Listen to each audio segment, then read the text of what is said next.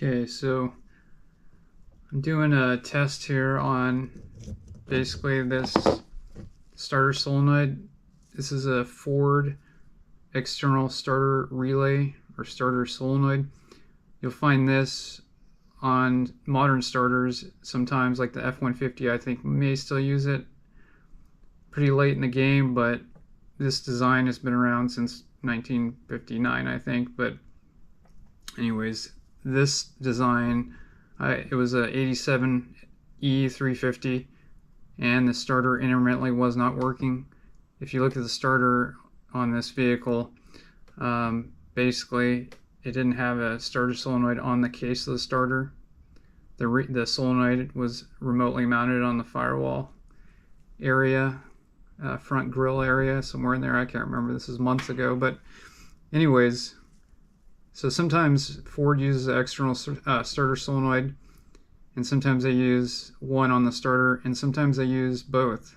So they'll have the solenoid sending power to another solenoid on the starter, if I recall correctly. But anyways, this starter on this RV randomly would not work.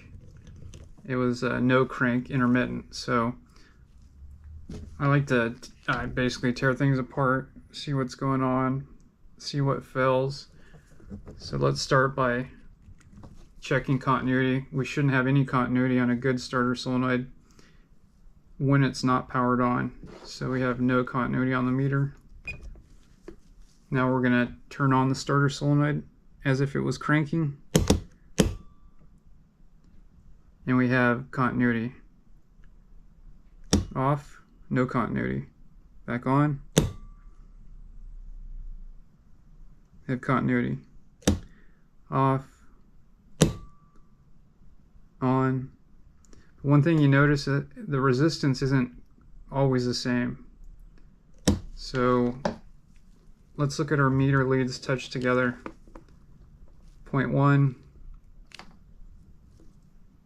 0.1, 0.1. So basically we have something that we don't want, which is resistance. Now that's not really an accurate test. Not the best way of checking it. Best way is using your voltmeter and checking the circuit when everything's operational, and check it in parallel, but this will do for a bench test. So turn it on.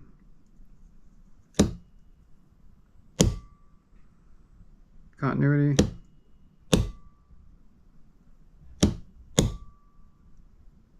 See, I don't even have continuity right there, so we definitely have a starter solenoid issue.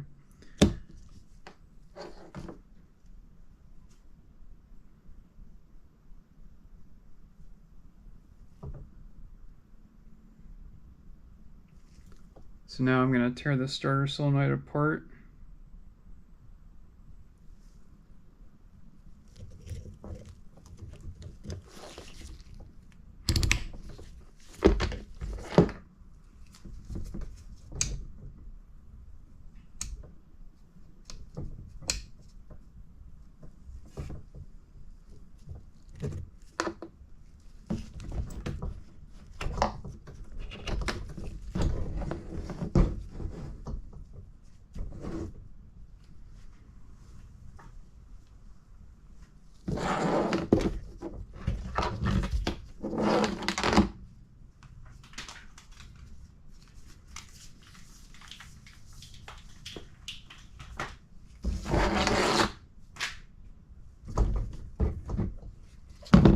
Okay, let's see what we got here.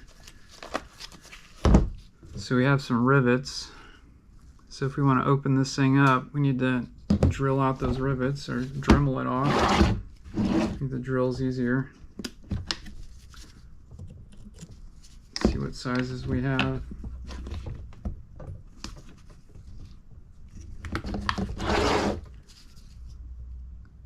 That is a 3/16 of an inch.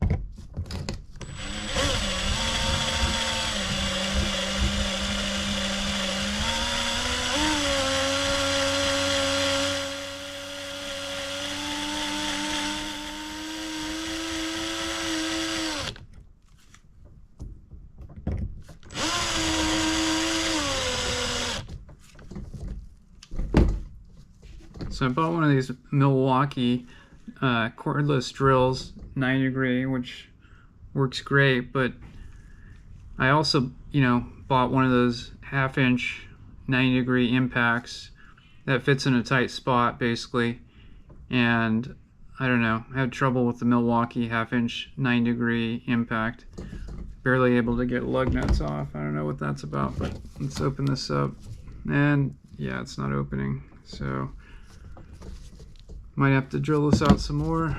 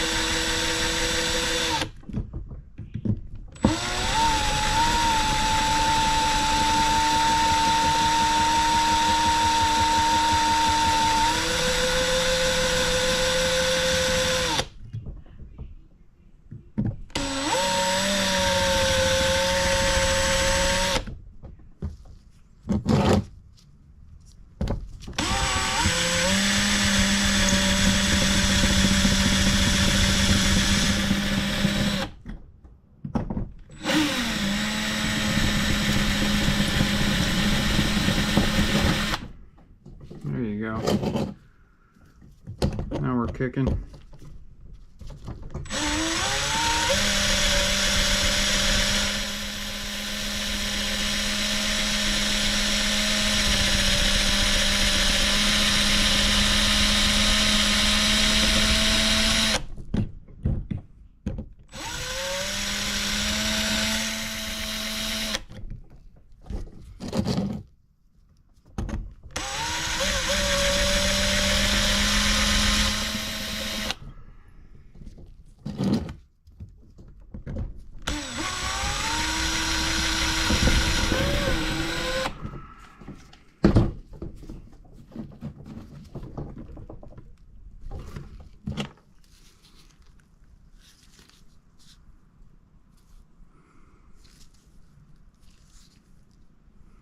That one just fell right out.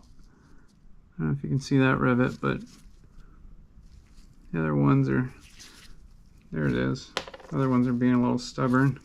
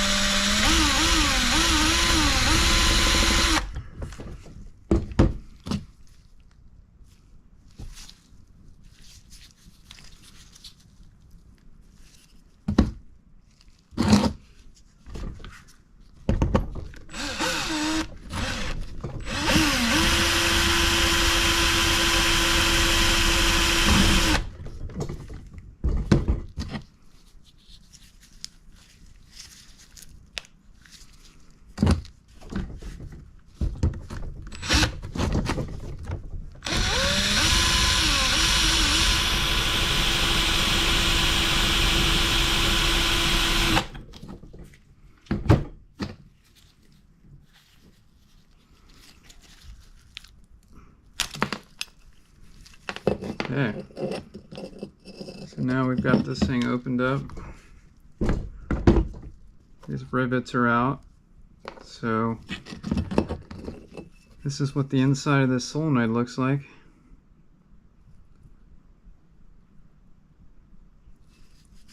Okay.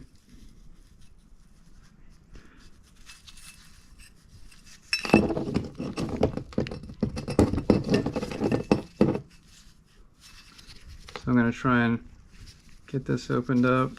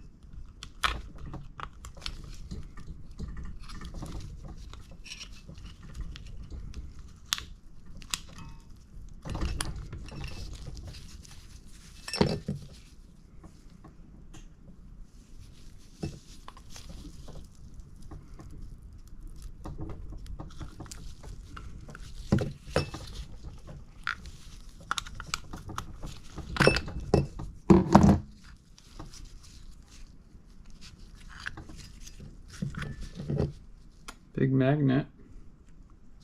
And we have our coil here.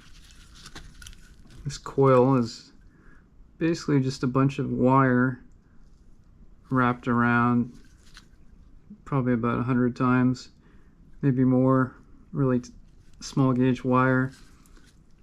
When you wrap it around an iron core, this goes back to elementary school, and teacher came out with a piece of wire and a nail. Anyways, you're creating a magnetic field. So basically a starter solenoid is a lot like an ignition coil. Let's see if we can get this apart though.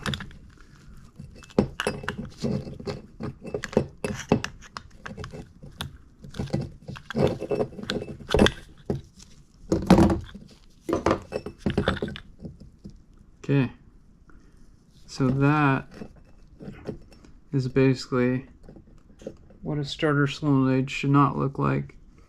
And you see these contacts in here are arc welded, and I